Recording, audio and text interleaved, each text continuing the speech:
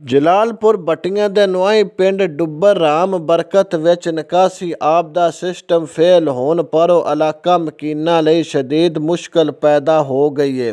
ਗਲੀਆਂ ਵਿੱਚ ਖਲੋਤੇ ਗੰਦੇ ਪਾਣੀ ਤੋਂ ਉੱਠਣ ਵਾਲਾ ਤਾਫਨ ਤੇ ਸਾਹ ਲੈਣਾ ਵੀ ਔਖਾ ਕਰ ਦਿੱਤਾ ਗਿਆ ਹੈ, ਜਿੰਦੇ ਨਾਲ ਬਿਮਾਰੀਆਂ ਫੈਲਣੀਆਂ ਸ਼ੁਰੂ ਹੋ ਗਈਆਂ ਨੇ। ਇੰਤਜ਼ਾਮੀਆ ਨੂੰ ਬਾਰ-ਬਾਰ ਦੱਸਣ ਦੇ ਬਾਵਜੂਦ ਹਾਲੀਆ ਤੱਕ ਕੋਈ ਅਮਲੀ ਇਕਦਾਮ ਨਹੀਂ ਚੁੱਕਿਆ ਗਿਆ। ਪਾਣੀ ਦਾ ਨਿਕਲਣ ਦਾ ਕੋਈ ਰਾਹ ਨਾ ਹੋਣ ਪਰ ਉਹ ਆਮ ਜ਼ਿੰਦਗੀ ਮਫਲੂਜ ਹੋ ਕੇ ਰਹਿ ਗਈ ਹੈ। ਸਭ ਤੋਂ ਵੱਧ ਮੁਸ਼ਕਲ ਛੋਟੇ ਬੱਚੇ, ਬਜ਼ੁਰਗ ਤੇ ਔਰਤਾਂ ਨੂੰ ਪੇਸ਼ ਆ ਰਹੀ ਹੈ। ਹਾਲਾਤ ਤੋਂ ਤੰਗ ਆ ਕੇ ਪਿੰਡ ਵਾਲਿਆਂ ਨੇ ਇੰਤਜ਼ਾਮੀਆ ਦੇ ਖਿਲਾਫ ਇਤਜਾਜ ਵੀ ਕੀਤਾ ਤੇ ਮਿਹਨਤ ਕੀਤੀ ਹੈ ਕਿ ਨਿਕਾਸੀ ਦਾ ਫੌਰੀ ਬੰਦੋਬਸਤ ਕੀਤਾ ਜਾਵੇ।